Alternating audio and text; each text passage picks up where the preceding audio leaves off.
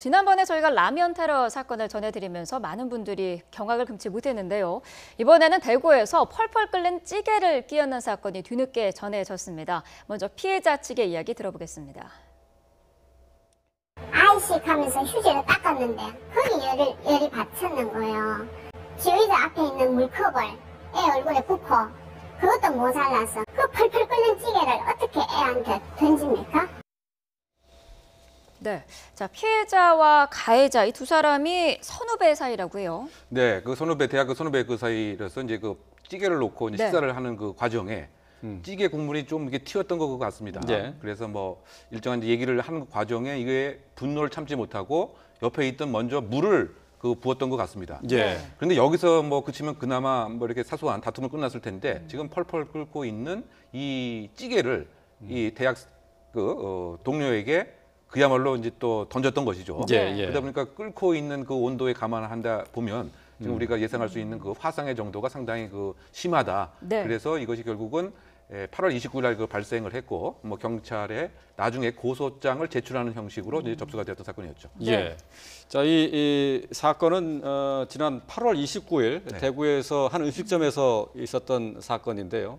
지금 글쎄 화면에서 이제 잠시 볼 수 있습니다만 피해자가 상당히 중한 피해를 입었다고요. 예, 그 전신 그 피부에 그 19%까지 화상을 그 입을 정도다. 뭐 이렇게 네. 지금 얘기하고 있고요. 네. 더군다나 그 얼굴, 팔, 뭐 다리 등등에 계속 피부 이식 수술이 필요한 이와 같은 상태이고 네. 더군다나 우리가 지난번에 다뤘던 것처럼 그 젊은 그 여성임을 고려한다면 예. 이 미용이라든가 피부 같은 것은 훨씬 더 그 중요한 건강의 완전성을 해야 하는 그 상해에 해당이 되는 거죠. 네. 더군다나 이 뜨거운 찌개라고 하는 것은 이제 흉기에 그 해당이 되기 때문에 최종적으로 이제 검찰에서는 네. 특수 상해 혐의로 이제 구속을 결국은 이제 하게 되었던 이와 같은 사건입니다.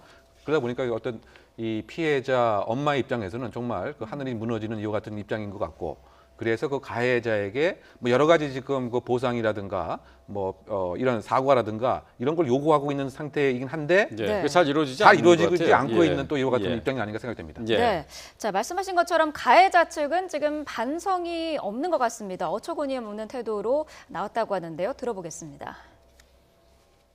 아무것도 없다. 하루 벌어서 하루 먹고 산다.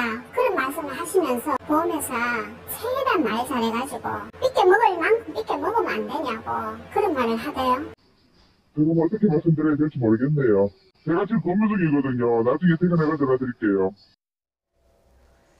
네, 지금 뭐 아무것도 없다라고 이야기하면서 보험회사를 통해서 벗겨 먹을 만큼 벗겨 먹어라 이렇게 얘기를 했다고 해요. 우리가 속칭 얘기하는 말로 배째라 뭐 이렇게 나오는 것 같은데 물론 본인들이 이제 그 기초생활수급자라든가 상당히 경제적으로 어려운 건 사실인 것 같습니다. 네. 다만 그와 같은 상황 속에서 그럼에도 불구하고 이 피해자에 대해서 진심으로 사과를 하고 어떤 그 성의를 보이는 그런 태도가 필요할 건데 네. 전혀 그러한 태도가 없고 오히려 지금 말씀하신 것처럼 마치 어떤 보험사에 신고를 해서 허위로 보험 어떤 그 금을 타내라라고 하는 그런 식으로 지금 대응을 하고 있지 않습니까? 아마 그렇기 때문에 지금 그 경찰에서는 어떤 불구속 어떤 기소 의견으로 송치를 했습니다만 검찰이 추가적인 피해자와 가해자를 조사한 다음에 구속영장을 청구를 했고 법원으로부터 구속 그 행위를 했던 그 후배한테 이 구속영장이 발부가 돼서 지금 네. 구속됐다는 것은 바로 이와 같이 범행 행위 자체도 상당히 불량하고 범행 이후에 어떤 피해를 회복하기 위한 아무런 노력하지도 않은 그런 어떤 죄질이 상당히 나쁘다는 것에 대한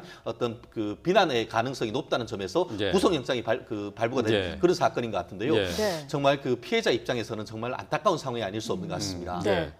이번에도 경찰 측의 대응이 문제가 되고 있습니다. 고소장을 제출했는데도 열흘이 지나서야 수사에 들어갔고 말이죠. 또 일반 상해 혐의로 입건을 했어요. 네, 그 결과론적으로 보면 상당히 그 소극적이고 그 안이한 이와 같은 업무 행태가 아니냐 이런 비난이 분명히 가질 것 같습니다. 네. 아마 그 이 부서 입장에서는 그냥 일반 단순한 고소 사건으로만 생각을 했던 것 같습니다. 그러다 보니까 사안의 실체보다는 예. 적당한 선에서 가해자와 피해자가 합의를 이제 하는 뭐 이런 것을 상정하고 있었던 것 같은데 네. 어쨌든 결론적으로 그 보게 되면 법 적용도 상해죄에서 특수상해로 결국은 바뀌게 되었고 불구속 수사로 경찰은 진행했지만 구속영장까지 발부가 돼서 이제 구속이 되었다는 것이죠. 네. 그렇다 본다면 이 사안의 그 심각성과 피해자가 느끼는 상당한 아픔, 예. 또 그 가해자의 그 반성 없는 태도 이런 그 종합적인 그 수사에 있어서 상당히 회피적으로 적당한 선에서 그냥 맞추려고 했던 것은 아닌가 이런 생각이 많이 드는 것입니다. 네. 그러니까 일반적으로 이제 그 수사권이나 수사계에 고소장이 그냥 제출되게 나면 나름대로 이 양 당사자가 적정한 선에서 합의로 마무리되는 것이 일을 처리하는 데는 제일 편리하다. 네. 이런 그 소극적인 그 태도에 있어서 그 비난 가능성이 상당히 높아지지 않을까 이렇게 생각됩니다. 예. 네.